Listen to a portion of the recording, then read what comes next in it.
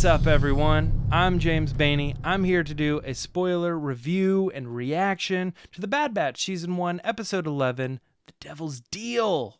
Before we get started, always like the video. That would be grateful. Thank you. Leave a comment. We'll get to some questions at the end of this episode. I've got some questions for you guys. And also subscribe, because, hey, you know, if it's your first time coming here, we do a lot of videos, so subscribe. If it's your, if it's your 11th episode, come on, subscribe. Come on. All right. Let's get started. First things first on this particular episode of The Bad Batch. There's barely any Bad Batch, right? So they barely show up in this episode. I don't know if that's good or bad. I think my general take on this is it's good. I'm okay with it, right? It's all right that they do a couple of these sidestep episodes. For one thing, I would say that's kind of interesting about the way they approach this. I think that it allows you to kind of understand the mission before the Bad Batch gets sent on the mission. So in a regular week, I would say, you know, hey, we're hanging out with the Bad Batch. They're eating the Mantel mix, right? We get a call. There's this planet. You got to do a thing. They go to the thing and they kind of whatever. But in this particular case, they kind of flip the script and they're like, let's go to the planet first. Let's visit the people, realize what the problem is, and then we'll see what the Bad Batch do. This is another lesson in what the Bad Batch do. They help people like this. This is the kind of situation that the galaxy in that the galaxy's in, that a lot of the planets are going through things like this. Let's take a look. Because all in all, that sort of thing that they're doing right now is the Bad Batch, right? They are helping people like this. So let's take a look at people like this. There's a lot to be said about the fact that it's Ryloth. We'll get into that in just a second. But like I said, when we get to the end of the episode, I got a couple questions. This is going to be one of them, about the Bad Batch kind of barely being in this episode, and your thoughts on it. So then we start this episode, right? And the first thing I'm encountered with is Cham Syndula's mom. Holy crap. I was blown away. I was like, oh, this is great. I went on the Wikipedia. I was looking it up. I was like, no, we've never seen this character before. That's what I thought. You know, we've seen an image of the character, but we've never actually seen the portrayal, the voice of this. And I don't know. I was so astonished by that. I was like, oh, this is interesting. I'm so pulled in. I want to learn more, that it literally never even occurred to me. Does that mean we're going to get to see Hera? And sure enough, when Hera shows up, it was also a surprise. That being said, too, it wasn't just Hera, it was Chopper. Chopper shows up, and I'm sitting there and I'm excited because I'm like, oh my gosh. But my first thought too here is that, like, if you would have told me, or if you would have asked me, like, who do you think's going to cameo this week? Who do you think the surprise, like, reveal or character would be in this episode? No way I would have been like, probably Chopper from Rebels. Yeah, probably that character would show up.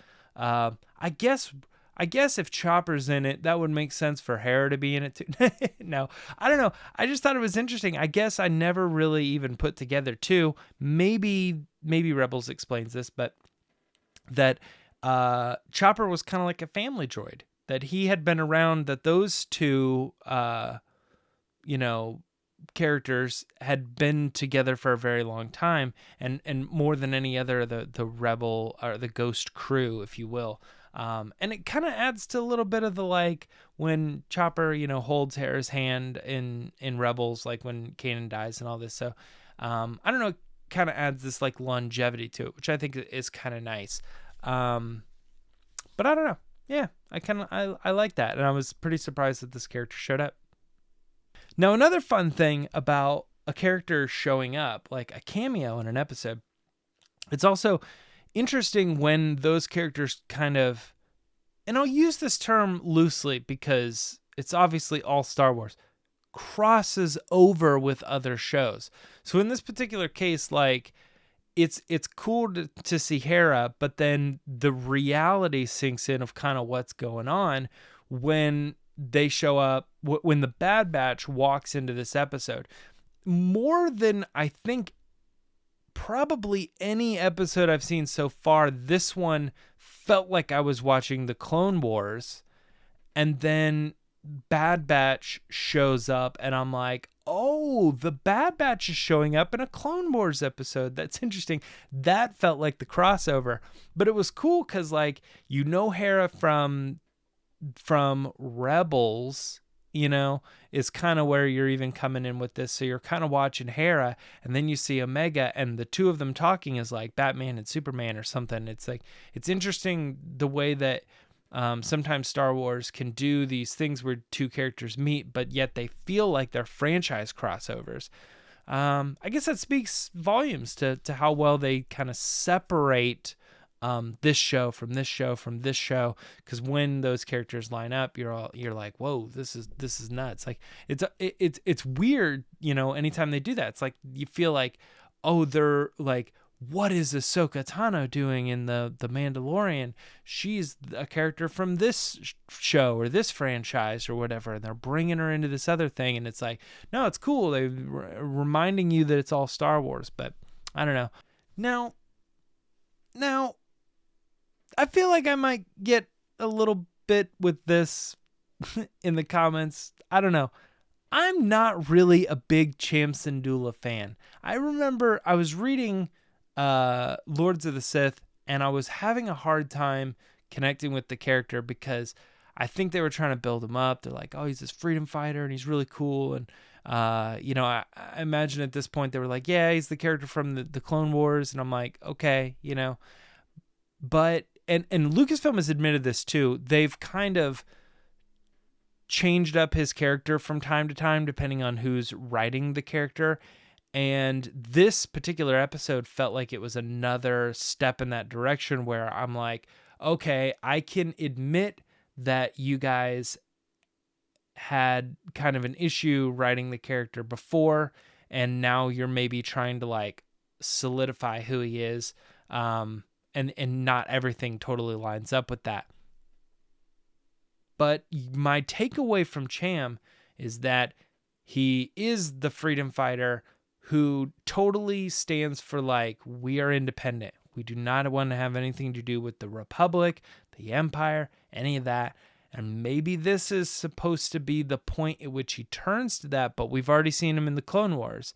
And maybe, you know, maybe he was more like the Clone Wars and he became more similar to the Rebels version, but we've also seen him in Lords of the Sith, which takes place after this. So again, it almost feels like they're kind of trying to solidify Cham as a wishy-washy character by showing us in this episode that he, at times, has felt very okay with the idea of occupation on Ryloth, which, again, seems very clashy with Cham. What I've understood to be the character is he's absolutely not that. So I don't know. Again, this doesn't help Cham become a favorite character of mine. Maybe one day, but I don't know. If you guys like Cham, maybe give me some rhetoric for why he's so good, you know? Maybe give me a little bit of explanation on why those changes kind of make sense. And maybe you're writing in the pieces just as good as because I would be trying to make sense of it, and it's not really factual, but, well, it would make sense that he would blank. So I don't know. I'd be interested to read your comments on Cham Syndula. Now, again, I think I say this like every week, but there's always something to the Bad Batch about how beautiful a shot is or how really cool the cinematography was. This was, again, no exception. Now, granted, there were definitely shots that were more beautiful in other episodes and stuff like that. But there's always one thing about an episode that I go, that stands out to me as being really cool as far as the animation or as far as like the cinematography behind the camera movements and stuff like that. And this for this particular episode, I was watching it and they did the like the speeder bikes and there was a lot of like quick movements with the camera in that section that I was like, dang man, like this is really cool. And it makes me feel that like the team that is putting on this show does it in like chronological order or something. And they're like, okay, how are we going to beat next week or that last episode that we just did? How is this one? How are we going to shift it up a little bit? And I imagine they're doing all this stuff all at the same time. You know, they're kind of working on this episode and the next week they're working on the episode before or whatever. And that's fine. But I don't know, just every once in a while, or like every episode, there's something that sticks out in the episode that's very particular, like, wow. And so hats off to that. That's awesome. So again, okay, so we're back at Cham, and maybe this comes from me personally not having like a big stake in that character or Ryloth in general. I feel like we visit this planet and these characters pretty often, but Oran Frit died in this episode, right? I feel like I should know that, because here's my thing with this character. So they clearly, it seems to me in this episode that he was killed. He was assassinated by Crosshair, and it was a setup to make Cham look like, you know, he was the one who committed the murder. But this character shows up in Lords of the Sith, which takes place after this. So that makes me think he did not just get shot in the head and fall over dead, and they carry off his body. Now, another point to why he's probably not dead is that they say, arrest Cham Syndula for the attempted murder of Senator Toss. So I'm like, okay, attempted murder. I guess he didn't kill him. But also, they really played that scene up like this was his death or that somebody was about to get killed. Because he even looks at him and he goes, thank you for playing your part. And he's like, what? What are you talking about? Boom! And gets hit in the head. So he's dead, right? That looked dead to me. So I don't know. Give me your thoughts on whether the character's dead or not. And if so, how that maybe mixes up canon a little bit. I don't know. I just want to get your thoughts. I was a little confused by that scene. And it should be something that should be very clear. This character was killed. All right, so then let's get to the questions. I'm going to start with one that's pretty simple, straightforward. What did you think of Hera and Chopper showing up? Now, this may seem on the surface, I would imagine most people would be cool with this, but I do know that this show has had a lot of cameos and a lot of like nostalgia type connections. So my question with this is, as the show continues to do another one that's like a wink, like a member berry's like, hey, remember Rebels? Like, and it also feels more Clone Warsy than regular because the Bad Batch isn't even really in this episode. You know, are you okay with this show in some ways kind of relying on those connections and those cameos to show up? Or do you think that this show should spend more time and focus on the Bad Batch itself? But, I mean, now that it's happened, what are your thoughts on Hera and Chopper showing up and that being like kind of a loose connection with Rebels? I don't know. What are your thoughts? And of course, this leads to my next question, which I alluded to earlier, like, did you miss the Bad Batch in this particular episode? Are you okay with them taking side steps and going on these other adventures, other characters showing different worlds and things, and then maybe the Bad Batch only showing up and being like, oh yeah, hey, we're here too. Like, here's where it kind of connects. Here's the timeline. We just want to make sure you understand that this was happening at the same time as the show The Bad Batch, even though you're watching the show The Bad Batch. I don't know. Let me know what your thoughts are on that, because I think personally, like, I'm cool with it, but again, the show is about these characters, and if they're barely in it for an episode or two, you know, does that just mean that you're, you know, kind of, I don't know, like missing the point? I don't think so personally, but let me know what you think. And a hard question, but I think it's true. Do you think we're going to see Hera's mother killed in the next episode? The next episode is called Rescue on Ryloth, and so that definitely means that we're going to be picking up where we left off, and it also probably means that we are going to get more of the Bad Batch, so they're probably going to be the people who are called back in to go and rescue said person or whatever.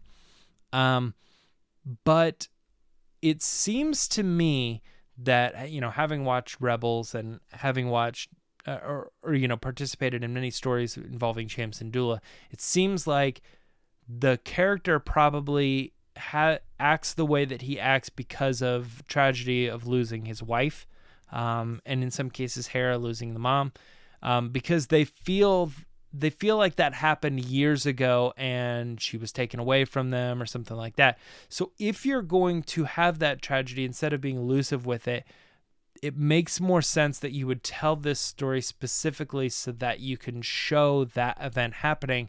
And then when people see it and they hear the story and they know exactly how it went down, when you go and watch Rebels and other shows like that later down the line, you're going to have a personal connection with, yeah, I was there when that happened, and I can connect with your loss as well. So it makes sense to me that we've never seen this character before. They're bringing her in specifically to showcase the character's death. I don't know. Are we going to see Hera's mom killed in the next episode? You tell me. That is it for this week, guys. Thank you so much. Again, like I said before, make sure you like the video, leave a comment, answer the questions, subscribe to the channel. We've got a lot of good stuff going on here. As this is coming out tonight on the show, we're doing a live show with Eric Whiteley from Blind Wave, which is going to be awesome. He's coming on to talk Star Wars with us. But regularly, like I said, we have guests. We do Resistance broadcasts. We're talking Star Wars. Subscribe to the channel. And make sure to come back next week for the Bad Batch, right? We're doing Bad Batch reaction show every week. So, like I said, if this is your 11th time, subscribe to the channel. Come on now. All right, that's it for this week's episode, and see you next week.